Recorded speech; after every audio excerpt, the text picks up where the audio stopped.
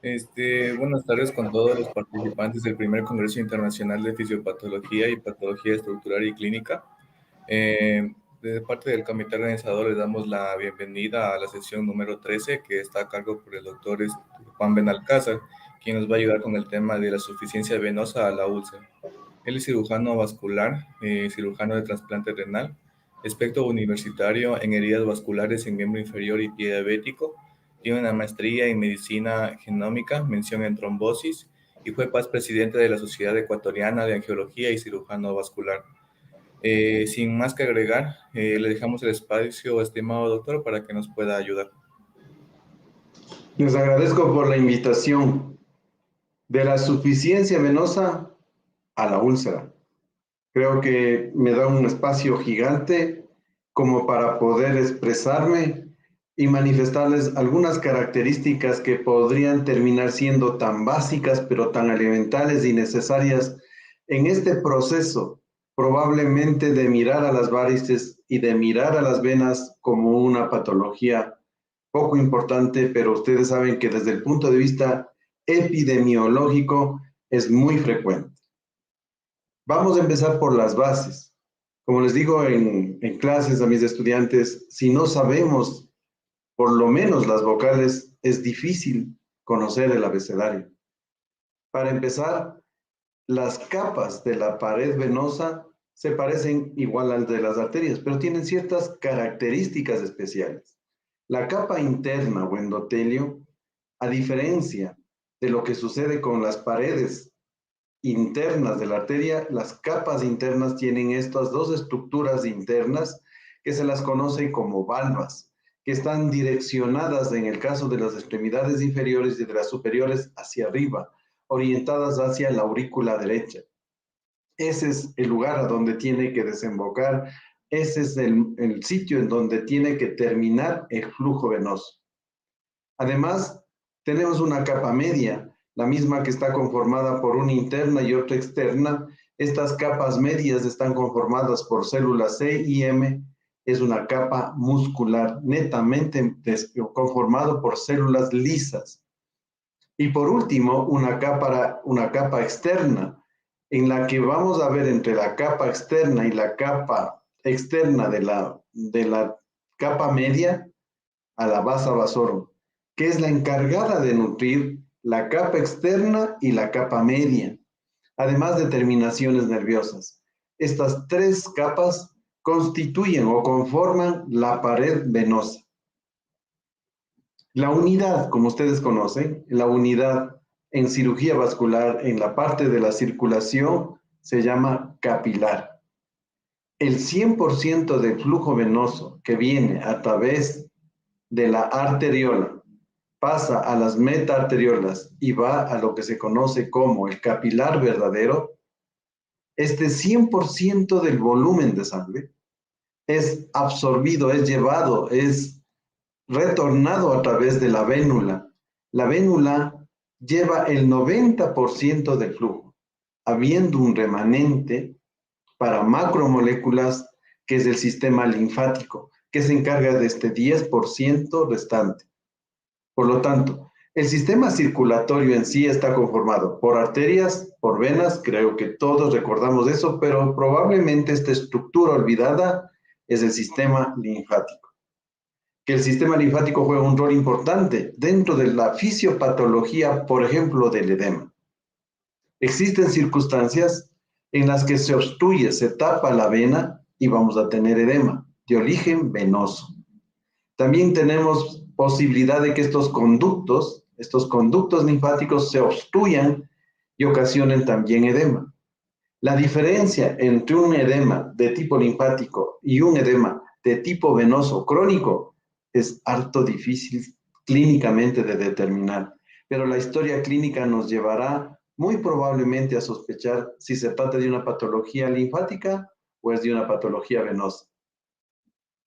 Anatómicamente tenemos el sistema venoso profundo, el cual tiene unas características especiales. Desde la poplitea hacia arriba es una por cada arteria. Lamentablemente se repite constantemente en la universidad y nos dicen siempre hay 2 venas por cada arteria, pero nunca nos hemos preguntado ¿y por qué no hay 2 aortas? ¿Y por qué no hay 2 ilíacas? Hay solo una. Así como hay una sola femoral común, una sola femoral superficial, y esto es lo que conforma el sistema venoso profundo. Hay 2 tibiales anteriores, 2 tibiales posteriores y 2 peroneas. Quiere decir que a nivel distal, a nivel de la pierna, sí hay esta situación anatómica especial de 2 por 1. Lo mismo sucede por debajo del codo. Hay 2 radiales, 2 cubitales y 2 interóseas. En el resto y por arriba, siempre va a haber una vena por cada arteria. Y sus nombres adoptan de su par. Arteria, así se denomina a nivel de la vena. Solo hay una característica especial a nivel de la femoral. La femoral común continúa llamándose así y de acuerdo con la nueva nomenclatura a la vena femoral superficial se la dejó de denominar así para llamarla ahora como solo femoral. ¿Por qué? Porque como estamos viendo en su lado derecho hay también un sistema venoso superficial y muchas veces permitía esto que la vena femoral superficial se crea, se intuya que al llamarla superficial formaba parte del sistema venoso superficial, cosa totalmente negada. El sistema venoso superficial está conformado por ejes superficiales que están por arriba de la aponeurosis, como es la vena safena mayor y la vena safena menor, conformados por varios afluentes. El sistema venoso, tanto superficial como el profundo, se forma por varias afluentes, como un río. Se forma por la conformación, porque juntan muchos flujos de diferentes ríos para conformar uno solo, que en el caso del sistema venoso superficial se llama safena mayor, que está en la cara interna, tanto de la pierna como del muslo, y termina siendo un callado a nivel de la femoral común, que es parte del sistema venoso profundo. Y en la parte posterior y externa está la safena menor. Antes, a la safena menor se la denominaba safena parva, safena externa. La nueva nomenclatura nos permite solo denominarla safena menor. A la safena mayor se la denominaba safena mayor, se la denominaba safena interna y ahora ya es exclusivamente safena mayor. Además de estos 2 sistemas, tenemos un sistema importante que se denomina perforante. Si esta línea gris es la aponeurosis, el sistema perforante, como su nombre mismo lo indica, perfora la aponeurosis y lleva el flujo del sistema venoso superficial al sistema venoso profundo. Si recordamos, en el sistema venoso profundo, va a recoger la sangre de todos los músculos, de la estructura interna de los compartimentos. Mientras que el sistema venoso superficial va a recoger sangre de todas las capas de la piel. Básicamente eso es lo que hace. Y el sistema venoso perforante comunica entre el sistema venoso superficial con el sistema venoso profundo, en ese orden, en esa dirección de flujo. El sistema venoso superficial, el sistema venoso profundo y el sistema venoso perforante tienen ciertas características muy importantes. El sistema venoso superficial lleva apenas el 10% del volumen venoso, el 10%. El 90% va a transcurrir a través del sistema venoso profundo. Y como habíamos indicado, este sistema de venas perforantes permite comunicarse el sistema venoso superficial con el profundo. No es lo mismo, por lo tanto, que se tape el sistema venoso profundo de una manera aguda, conocida como trombosis venosa aguda, a que se obstruya el sistema venoso superficial. El impacto desde el punto de vista hemodinámico no es lo mismo de tener al 10% del volumen que al 90% del volumen. Es mucho volumen. Y obviamente las manifestaciones clínicas de una obstrucción de una trombosis a nivel del sistema venoso profundo se va a caracterizar por un edema importante, pesadez, cansancio, por un aumento de volumen a nivel del intersticio del sistema venoso. Mientras que, como ustedes conocen, las varices afectan al sistema venoso superficial y uno es capaz de retirar a través de cirugía abierta o de quemar y obstruir el sistema venoso superficial para retirar esta parte enferma conocida como una variz. Y ustedes saben que la repercusión es menor a lo que podría pasar con el sistema venoso profundo. Para entender un poco esto del retorno venoso, nosotros nos tenemos que manejar a través de presiones, porque como es de entender, la sangre venosa tiene que lidiar con la gravedad, y la gravedad hace que las estructuras bajen, pero la sangre venosa tiene que subir, y este proceso tan importante se lo hace de una manera muy sincronizada. Si revisamos a un paciente de pie, vamos a ver que hay 90 milímetros de mercurio a nivel del tobillo y pie, hay menos a nivel del muslo, hay muy poco a nivel abdominal y prácticamente a nivel de la aurícula derecha la presión es de cero. Por eso uno entendería que esto facilita esta presión mayor distal a esta presión menor a nivel proximal, a nivel cardíaco, permite que la sangre vaya en una sola dirección de flujo, de abajo hacia arriba. Pero eso no sucede lo mismo a nivel del sistema nervioso central. A nivel del sistema nervioso central, las venas drenan hacia abajo, hacia el corazón. Por eso es muy importante saber que las venas yugulares externas, la vena yugular profunda, drena la sangre del cerebro hacia el corazón y la dirección de flujo es hacia abajo. Y de las extremidades superiores sucede lo mismo que las extremidades inferiores, la dirección de flujo es hacia arriba. Este proceso de presiones estáticas se sienten favorecidas por algunas características muy importantes, yendo siempre en dirección de flujo, es decir, de abajo hacia arriba, nosotros tenemos lo que conocemos como el bis a tergo. El bis a tergo no es otra cosa que el remanente de presión sistólica que queda de la presión a nivel del aurículo de la derecha, presión sistólica de 120, va disminuyendo a nivel del capilar es de 20 y pasa entre el capilar y la vena. Esta presión, este remanente de presión sistólica se conoce como el bis a tergo. Esto permite subir un poquito, si se quiere de algún modo graficar, y al estar nosotros ya a nivel de la planta del pie, nosotros tenemos la suela venosa del Ehlers. Esta suela venosa del Ehlers, cada vez que uno asiente el pie en la caminata, impulsa la sangre hacia arriba. A estos dos mecanismos se los conoce como los mecanismos de propulsión. ¿Y cuál es el objetivo de los mecanismos de propulsión? Pues direccionar la sangre hacia arriba, propulsar, a incrementar esta presión que teníamos cuando el paciente estaba de pie. En el proceso de la caminata, cada vez que nosotros tenemos una sístole, una contracción muscular, esta vena se va a comprimir y va a permitir que la sangre fluya hacia arriba. Es decir, cuando nosotros estamos caminando, permitimos que el sistema venoso fluya hacia arriba y es la única forma fisiológica de continuar el volumen sanguíneo hacia la aurícula derecha. Como podemos ver, a nivel del sistema venoso superficial no está rodeado de músculos, no tiene músculos, pero tiene una característica especial.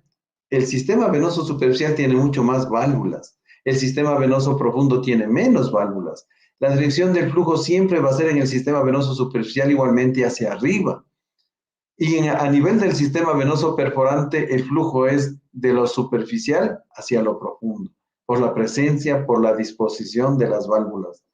Estos tres mecanismos, si repasamos rápidamente, el bis a tergo, la suela venosa del Ehlers y la bomba muscular, fundamentalmente a nivel de la pantorrilla y luego a nivel del muslo, permite que la sangre llegue prácticamente a la cavidad abdominal y posteriormente al tórax. Esta es otra forma de graficar lo dicho. El paciente, cuando hay contracción muscular, ustedes pueden ver fácilmente cómo se contrae el sistema venoso profundo e impulsa la sangre hacia arriba. A nivel de la cavidad abdominal hay presión negativa. A nivel de la cavidad torácica en inspiración hay presión negativa. Esto permite como un sistema de succión de la sangre. Chupa la sangre que estaba localizada en las extremidades inferiores y que permitió a través del bisatergo, a través de la suela venosa de Lejas, a través de la bomba muscular, llegar hasta la cavidad abdominal, y de la cavidad abdominal es absorbida a través de esta característica conocida como el vis a fronte. Y ya llegamos prácticamente, estamos a nivel de la aurícula derecha.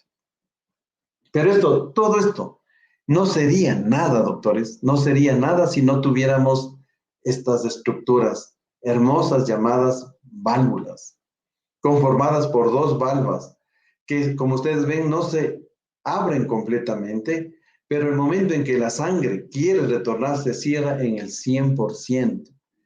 Esta capacidad que tienen las válvulas a nivel del sistema venoso permiten que sea el flujo unidireccional.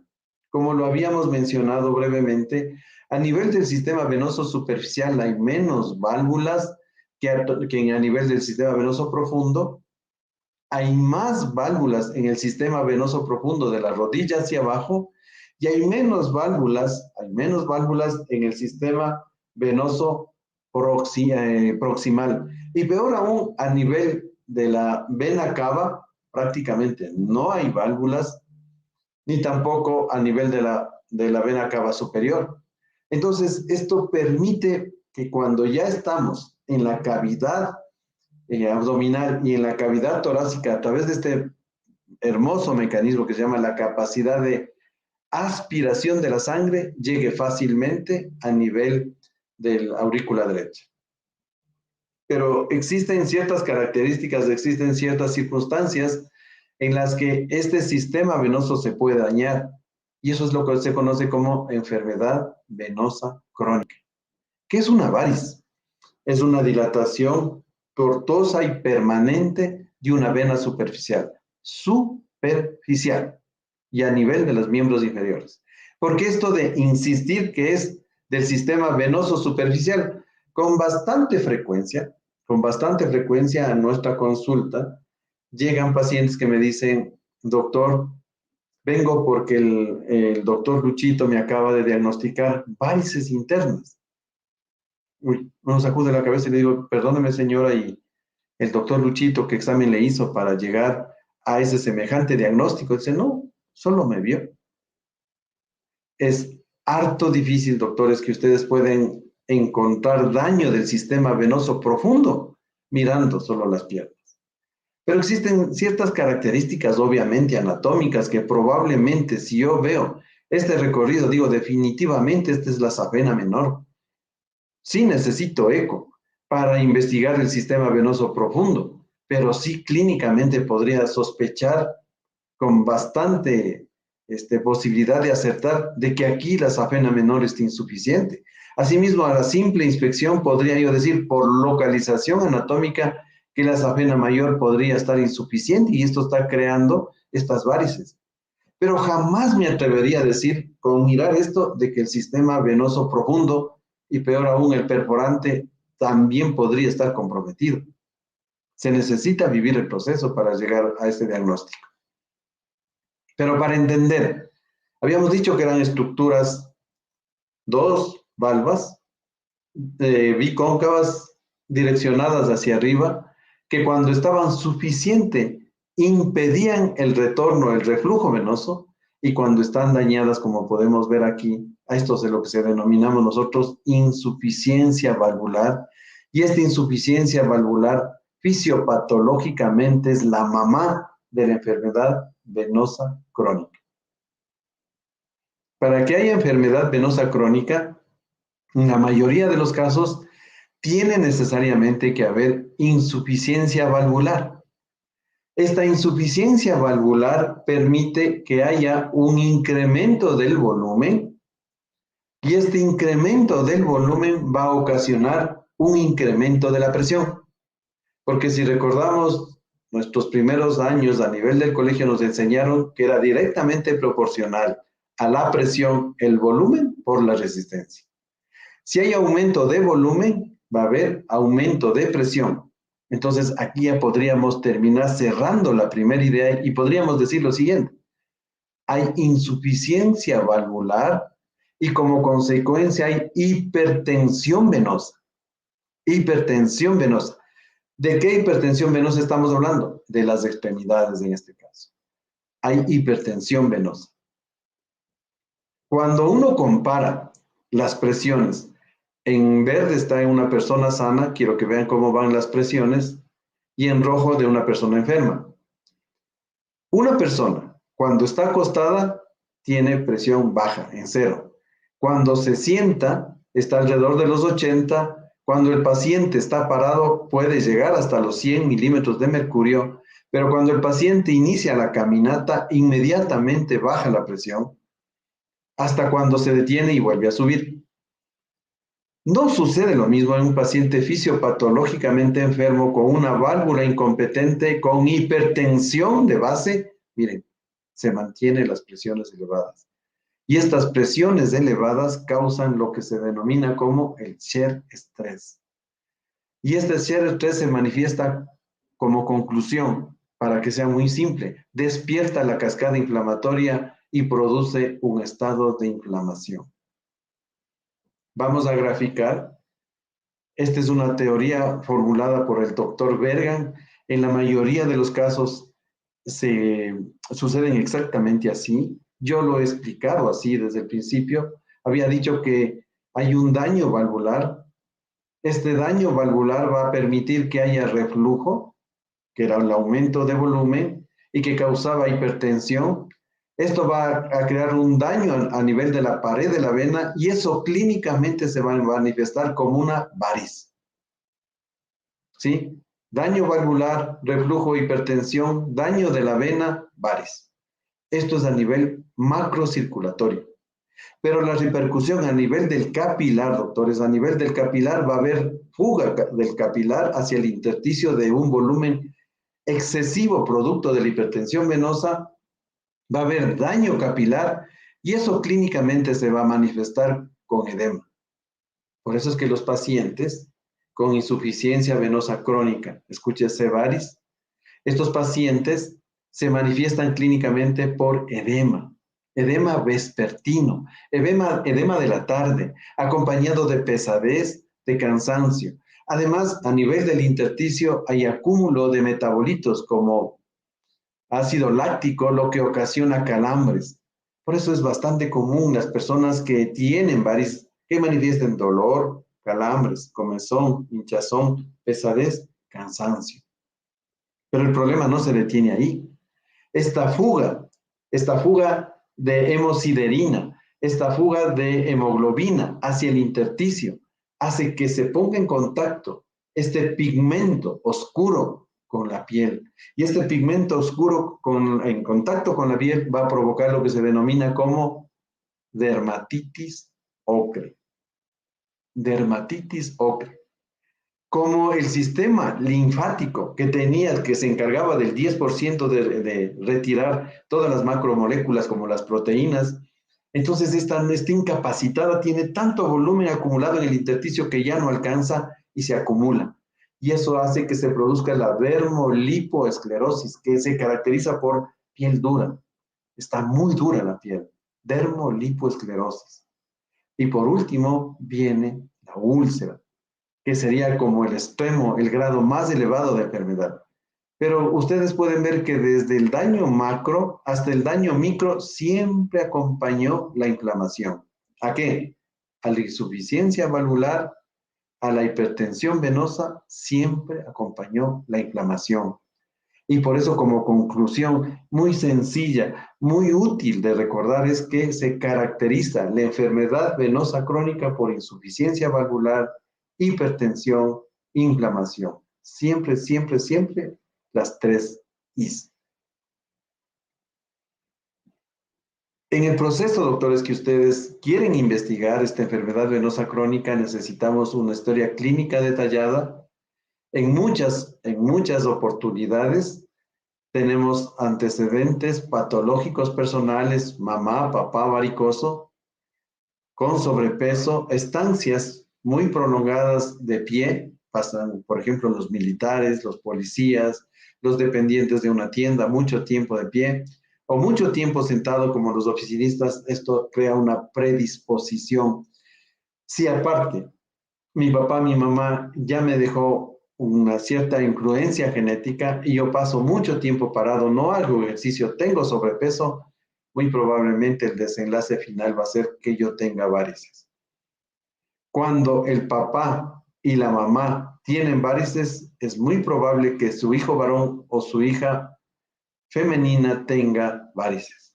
No sucede lo mismo cuando solo tiene la mamá. En el caso de que tuviera solo la madre, muy probablemente va a heredar la hija y en un porcentaje menor el hijo. Esto está demostrado en más de 134 familias que se logró identificar esta condición. Ya habíamos manifestado, los síntomas son vespertinos, los síntomas son molestosos y la molestia va a depender del grado de enfermedad venosa crónica.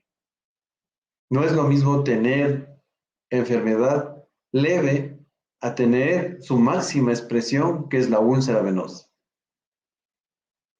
Todas las guías desde hace muchísimos años y como lo aprendimos de la Facultad de Medicina, nos exigen hacer una historia clínica adecuada, identificando factores de riesgo, que los ya enumeramos, y luego un correcto examen físico, una inspección, una palpación, una auscultación.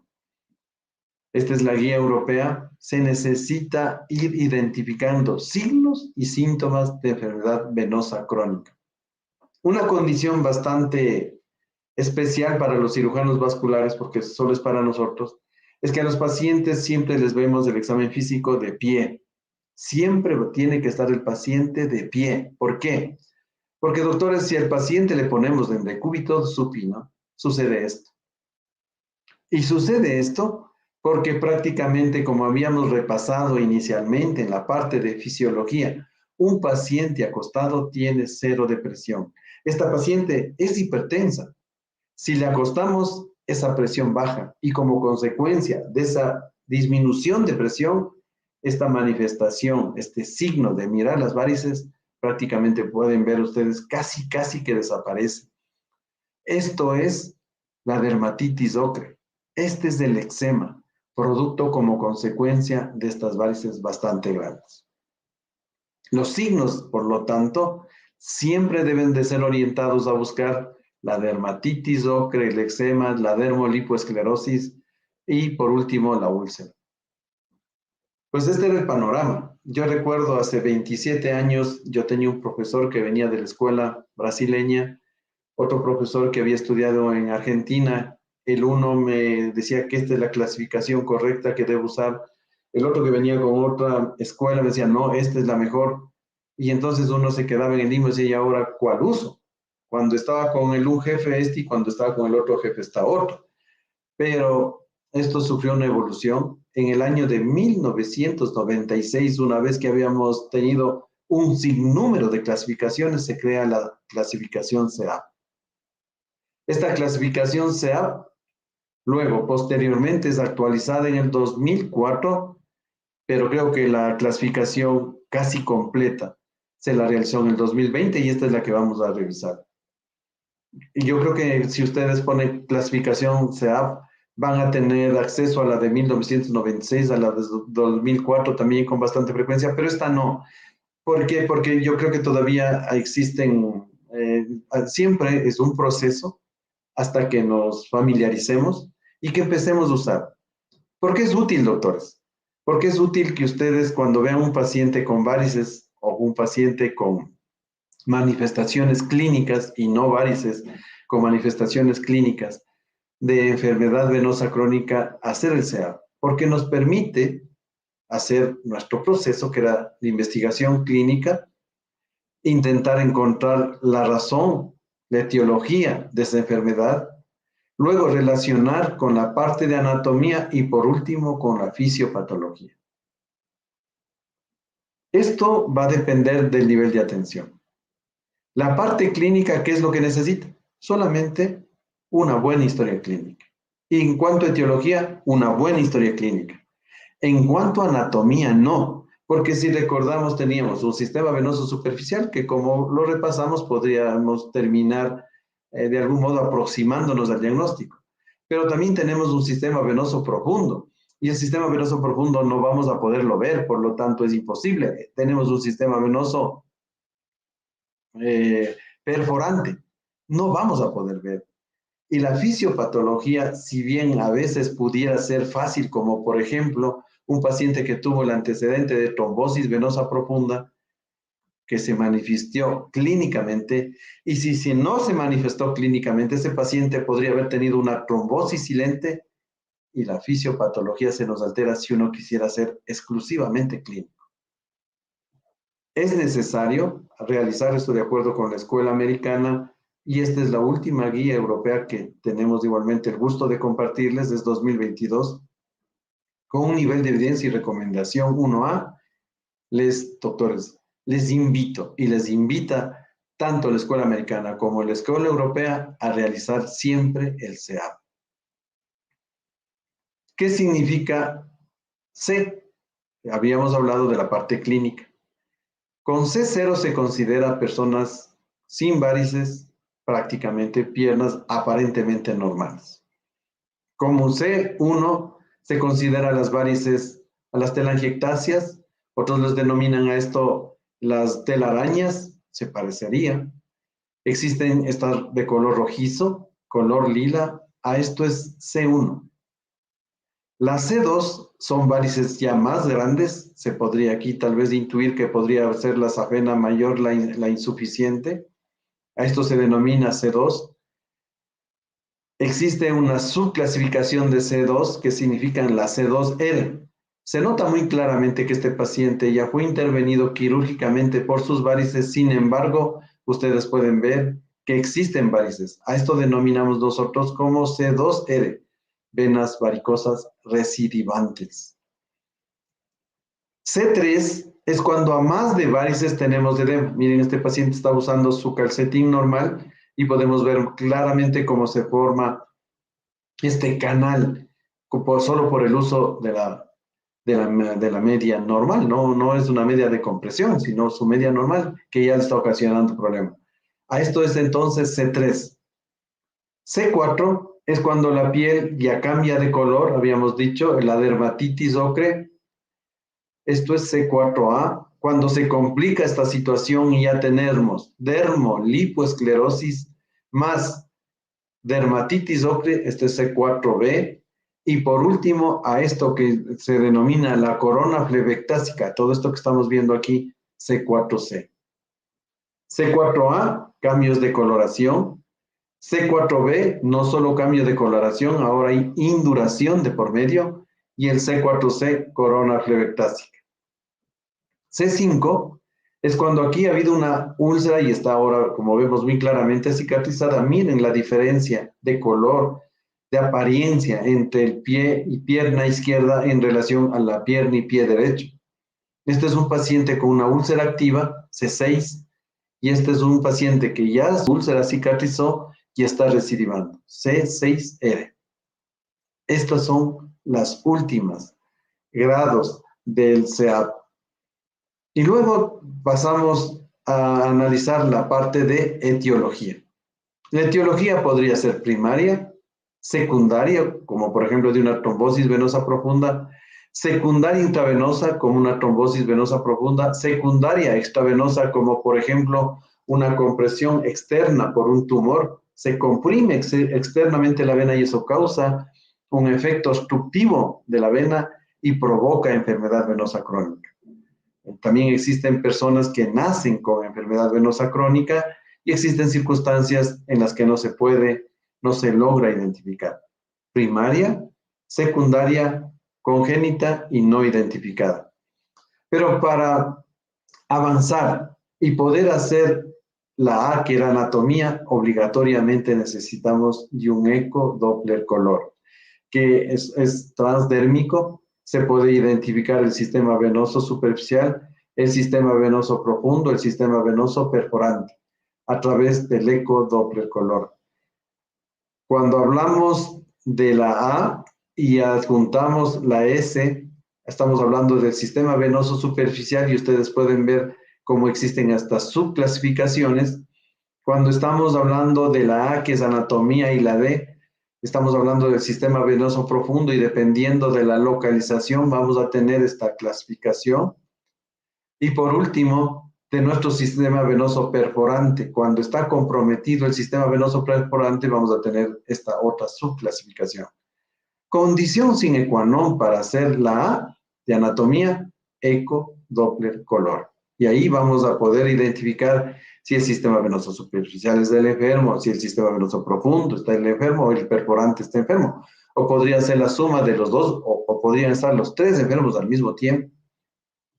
Ahora necesitamos de investigar la fisiopatología.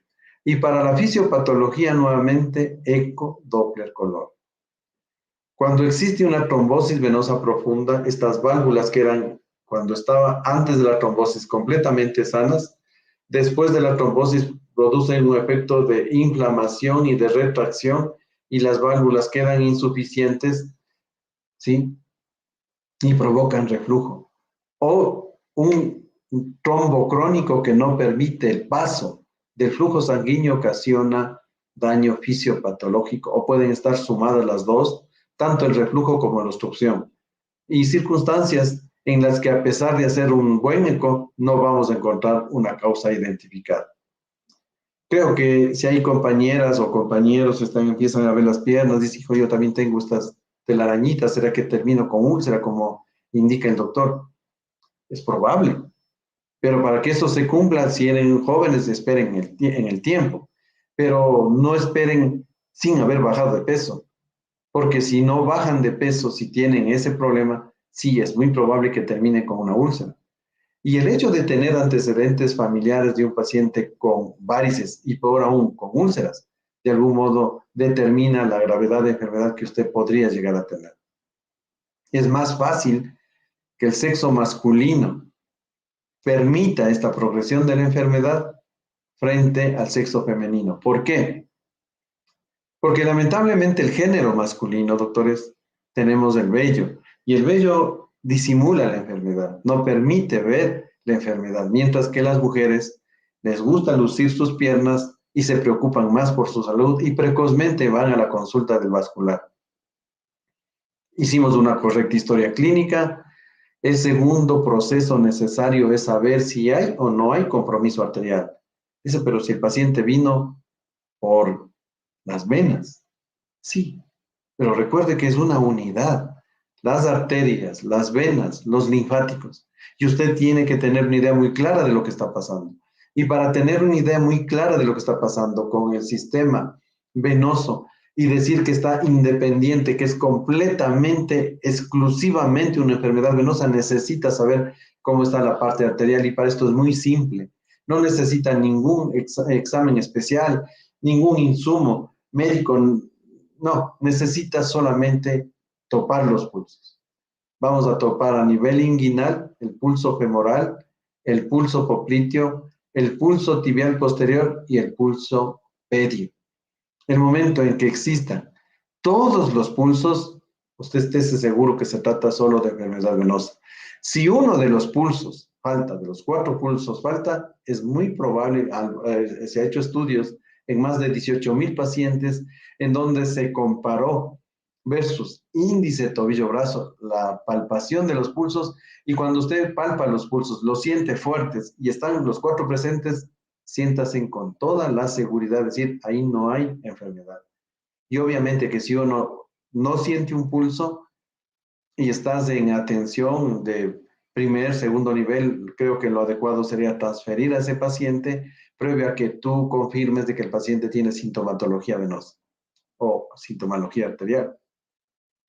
Una vez que se descartó compromiso arterial, seguimos en el proceso y solicitamos un ecodoppler color. El ecodoppler color tiene la facilidad de identificar el sistema venoso superficial, sus afluentes, el sistema venoso profundo. Podemos ver las estructuras intramusculares. podemos ver cómo están los tejidos aledaños a través del eco Doppler color. Existen parámetros, tanto que la guía americana como la guía europea nos recuerdan, para aquellos personajes que estamos involucrados en realizar un eco Doppler color y que cuando uno hace tiene que confirmar el reflujo y lo tiene que medir. Y si está por arriba de 500 milisegundos en la safena mayor, menor o en las venas distales, se las denomina insuficientes. Y a nivel proximal, escúchese vena poplitea femoral, más de 1 segundo. A esto se denomina insuficiencia. Tanto las guías europeas, las guías americanas, las guías anteriores, las guías actuales recomiendan con un nivel de evidencia y recomendación bastante alto, por favor, doctores, eco doble color. Es harto difícil que uno pueda decir tiene varices internas, además ese concepto ni siquiera lo hay. Hagamos eco o solicitemos eco. Cuando ya estamos animados a tratar, existen 3 pasos fundamentales. Eficaces, seguro. Yo los denominé hace ratito pilares. Pilares, bases sólidas del tratamiento. ¿Cuáles son? La contención elástica, el tratamiento del reflujo y las drogas venoactivas. La contención elástica es algo que nos podríamos involucrar todos. Las drogas venoactivas es algo que podríamos sugerir lo hagan, pero el tratamiento del reflujo necesariamente está exclusivamente dedicado para el cirujano vascular. La contención elástica, el uso de la media elástica, aquí podemos ver, ¿qué es lo que constituye? Disminuye el volumen. Y si disminuye el volumen, disminuye la presión. Y si disminuye la presión, disminuye la inflamación. Vean, o sea, habíamos persistido de que había esta triada: hipertensión, insuficiencia, inflamación. Disminuye la hipertensión, disminuye la inflamación. De 3, prácticamente 2. Ahora vamos al tratamiento del reflujo. El tratamiento del reflujo lo hacemos a través de unas punciones dentro de la luz de la vena. Ustedes pueden ver aquí. Hacemos estas punciones, introducimos una sustancia hipertónica. Miren cómo desaparece todo el área que está siendo tratada en este momento. Y conseguimos a largo plazo esto: obstruir ese segmento venoso enfermo y prácticamente tratar esas varices y conseguir resultados estéticos espectaculares. Escleroterapia. Cuando las varices son pequeñas. Cuando las varices ya son grandes, nosotros hemos sufrido un proceso de evolución. Al inicio exclusivamente se hacía cirugía abierta, posteriormente hicimos cirugía laparoscópica, escleroterapia con espuma y por último el láser, la radiofrecuencia.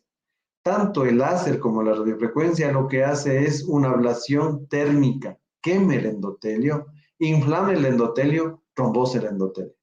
Así es como procede y prácticamente no hay este momento tratamiento que supere a la radiofrecuencia o al láser, no existe. Antes se dudaba si la cirugía abierta también podría superar, está en segundo plano.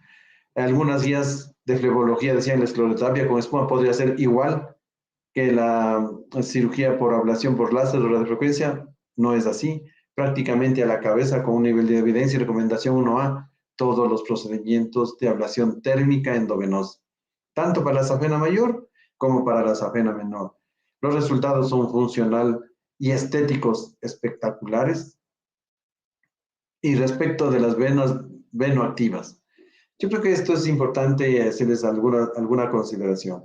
Existen pacientes que tienen indicación de cirugía, como este paciente, pero al mismo tiempo tiene contraindicación para cirugía. Ejemplo, cardiópata, un paciente diabético descontrolado, un paciente que está tomando anticoagulantes por alguna situación, está formalmente contraindicada la cirugía, podría ser candidato para flevoactivos.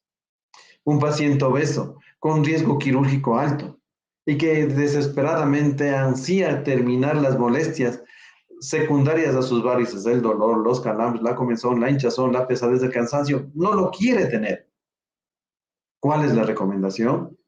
Drogas venoactivas. ¿Qué conseguimos con esto?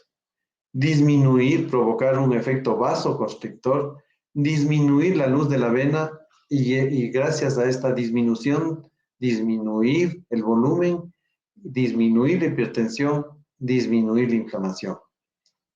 Si uno pone en una balanza, acá la compresión, acá la droga venoactiva, es así. Mayores resultados usted va a conseguir con la compresión que menos resultados con la droga venoactiva. Pero sin embargo existen situaciones definitivamente sintomáticas que podría a usted sentirse tentado a usar flebotónicos.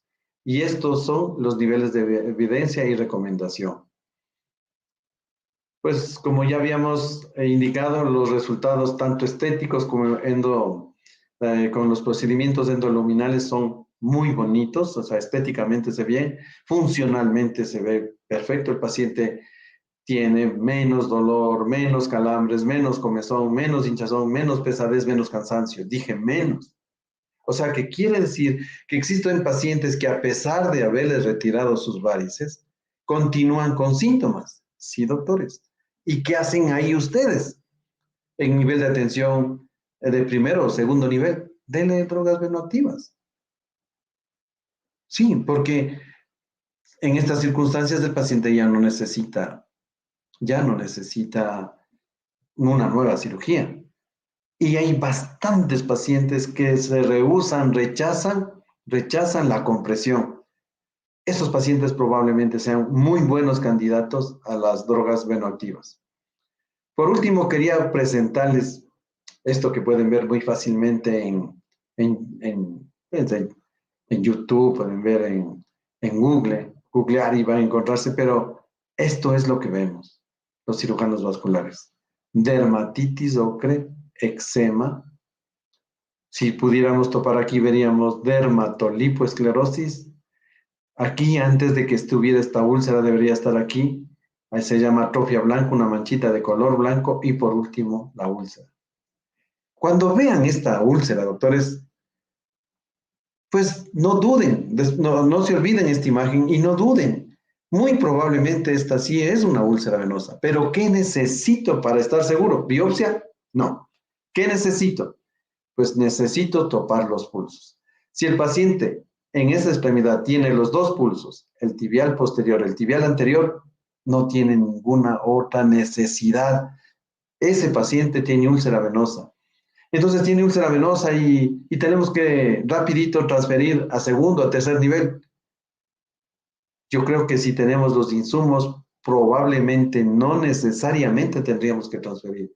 Y son dos básicamente. Uno, para el cuidado de la herida, necesitaríamos cuidado de la herida, y dos, compresión. Y si logramos eso, esa úlcera va a cicatrizar. ¿Por qué? Porque miren que el 84% de las úlceras venosas son provocadas por insuficiencia de la safena mayor. Espectacular. Porque el sistema venoso superficial es el que es susceptible a la compresión. Y entonces, si es que va a ser en un 80% eficaz la compresión, en un 80% podríamos garantizar que ese paciente se cicatriza. Porque todas estas manifestaciones clínicas de la insuficiencia venosa crónica, que se la conoce a la parte de la C5, C6, estos cambios de coloración y por último la presencia de una úlcera, son neta y exclusivamente vasculares.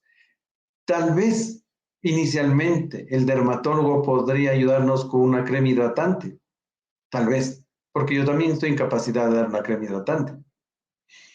Aquí probablemente el dermatólogo o cualquier otro especialista podría prescribir un apósito, sí, pero se necesita conocer la fisiopatología de la enfermedad y tener estrategias que me permitan cicatrizar esa úlcera y evitar su recidivo.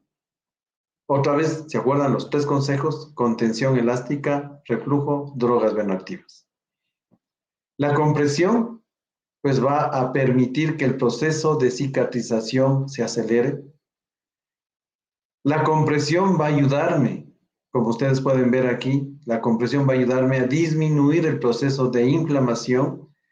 Cuando una úlcera está tórpidamente, no evoluciona adecuadamente, es por falta de compresión, y cuando usted utiliza compresión, ustedes pueden ver cómo fácilmente esa va a empezar a cicatrizar.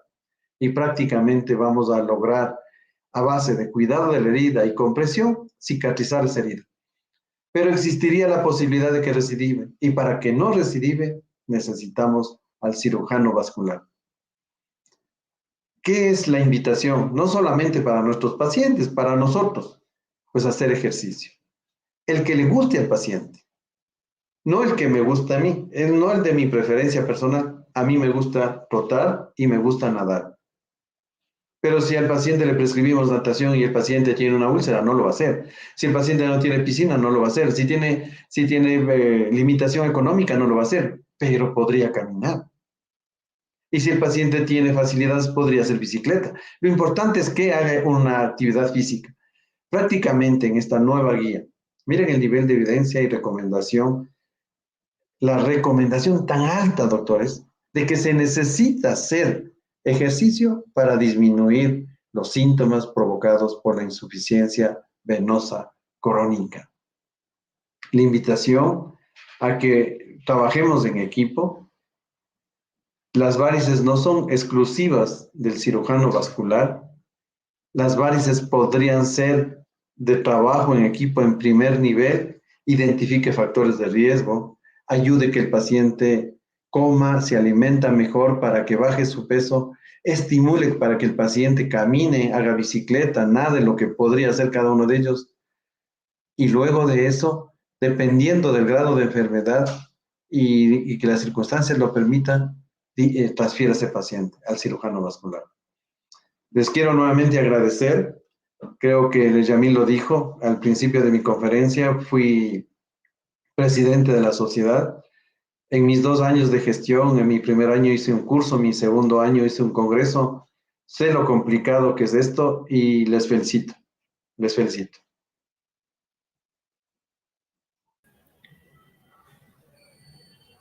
Muchísimas gracias, doctor, por su intervención. Le damos el espacio a los participantes para que puedan ir dejando sus preguntas en la cajita de comentarios. Y nada, vamos a dar un minuto para que vayan llegando las preguntas. El link de asistencia ya está por la caja de comentarios también, ahora se va a enviar. Ah,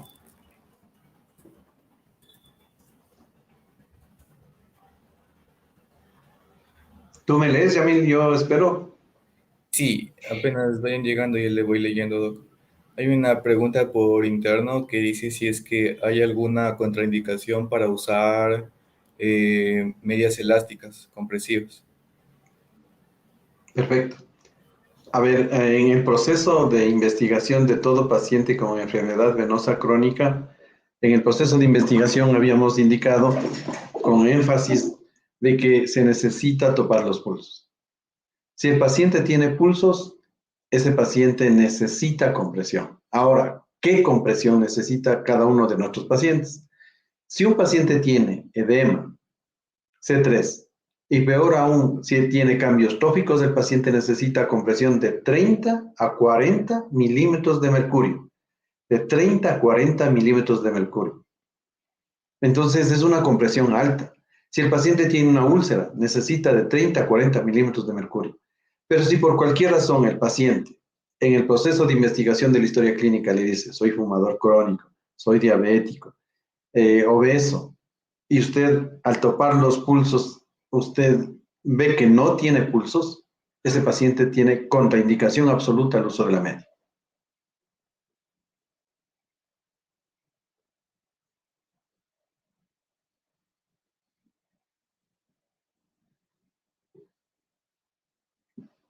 No te escucho.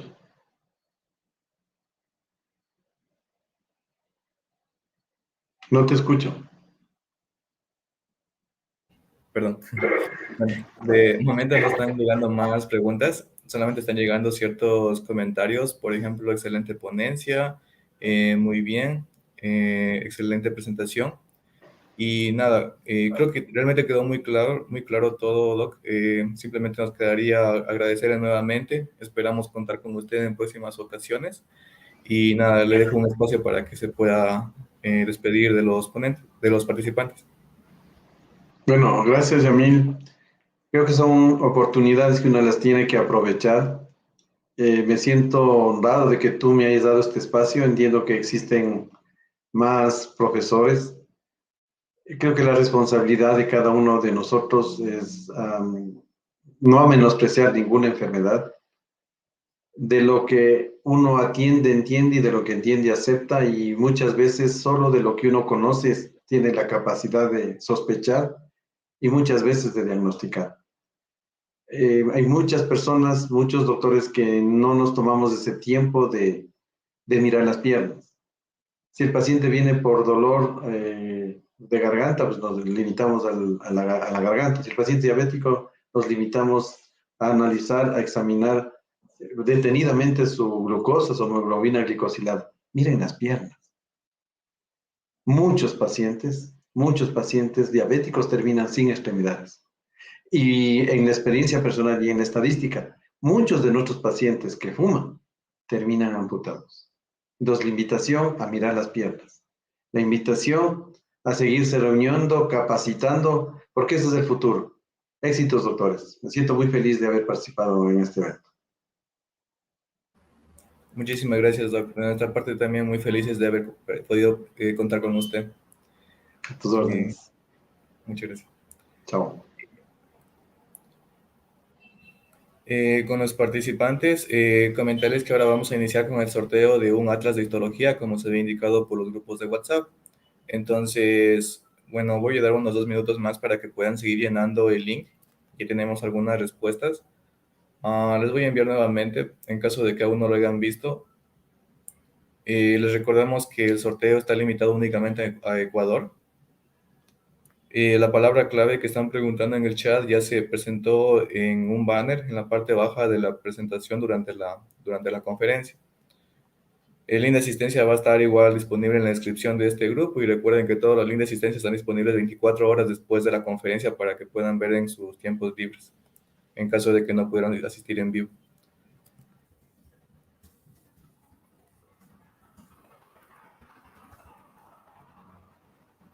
Listo, ya envié nuevamente el link de registro para el sorteo, chicos, para que lo puedan ir llenando. En un minuto ya empezamos con el sorteo.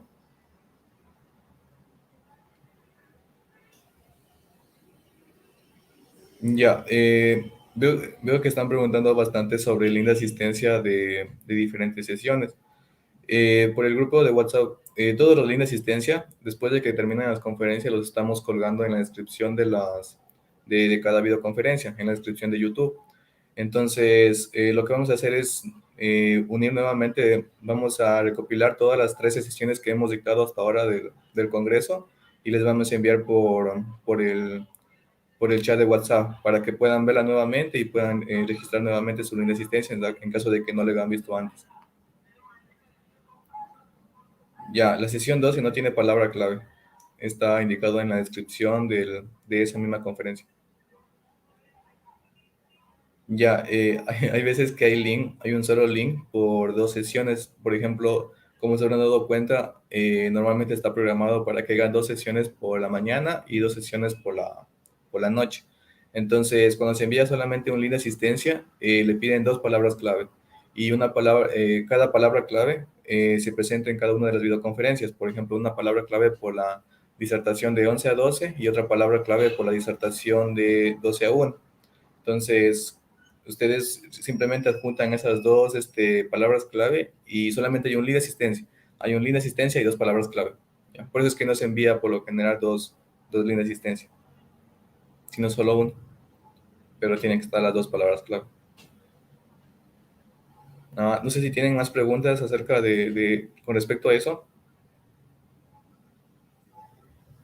Ya, bueno, si en caso de que no se haya enviado, como les comenté, vamos a enviar la recapitulación de toditas las sesiones que hemos enviado hasta ahora de YouTube, y va a estar disponible el link de asistencia en la parte de la descripción la descripción para que puedan llenarlo.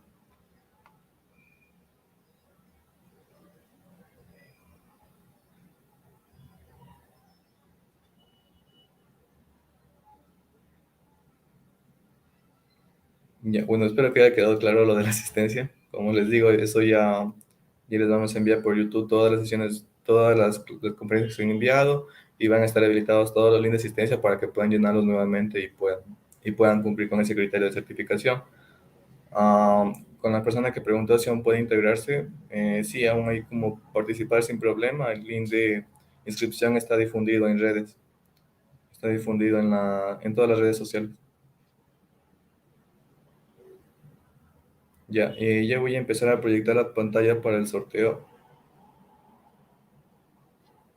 Ya, hay algunas preguntas que están llegando y que ya respondí hace poco. Solamente tienen que, eh, o sea, retroceder un poco este video, esta parte de las indicaciones que he estado dando, para que puedan escucharlo nuevamente, ¿ya?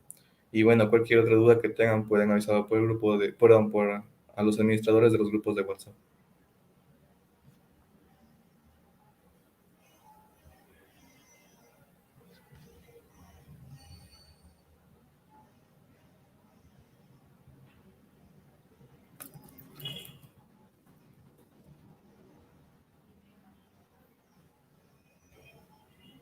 Ajá, como dice Dania, ya está el link de asistencia en la sesión 2 en la descripción de la videoconferencia.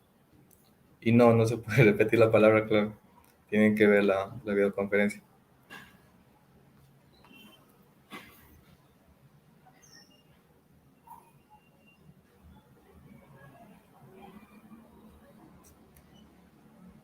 Listo. Entonces ya voy a proyectar para que pueda hacer el sorteo. Ah,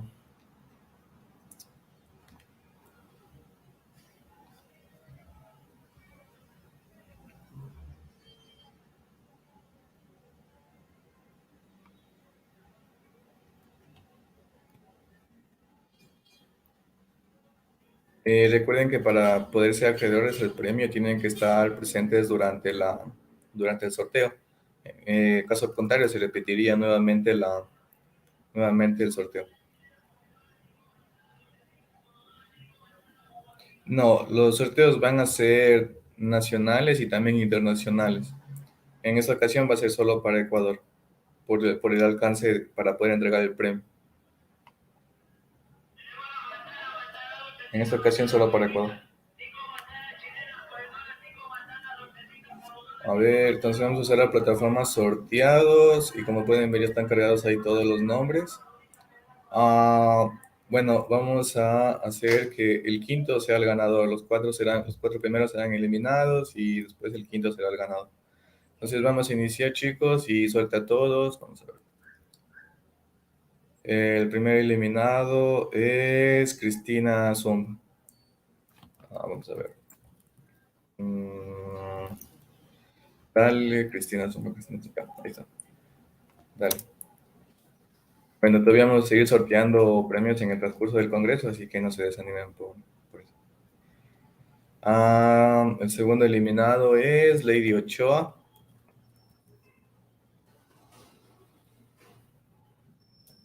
Ya. Vamos con el tercer eliminado, que es Mora Palacios.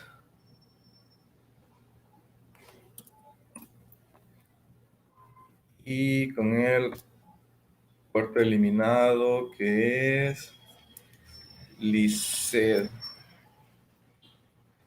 Listo, chicos, ahora sí vamos a ir por el quinto, que es el ganador. Recuerden que tienen que estar presentes durante la videoconferencia, tienen que estar presentes por el chat. Tiene que decir yo o alguna palabra que nos haga saber de que están presentes. Entonces, mucha suerte a todos. Y el ganador es Adriana Baño. Entonces, ¿me puede confirmar Adriana Baño si es que está presente, por favor?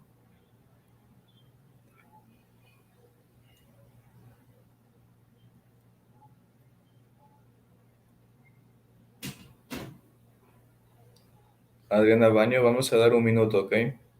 O si no, se vuelve a repetir el...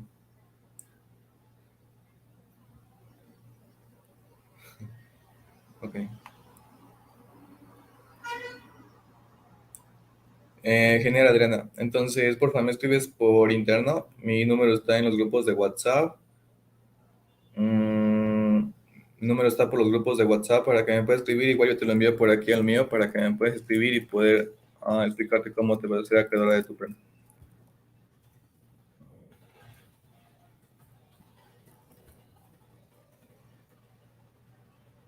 Listo, y te envié el número, puedes escribirme sin problema. Y nada, chicos, suerte en los próximos sorteos. Y bueno, con respecto a lo que preguntaron también, que hay unas ciertas videoconferencias que no se dictaron, se van a estar reprogramando y se va a estar avisando por los grupos de WhatsApp. Ya.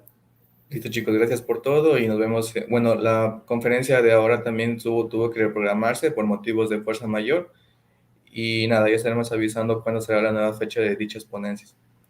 Ah, nada, muchas gracias por todo y que sigan disfrutando del evento.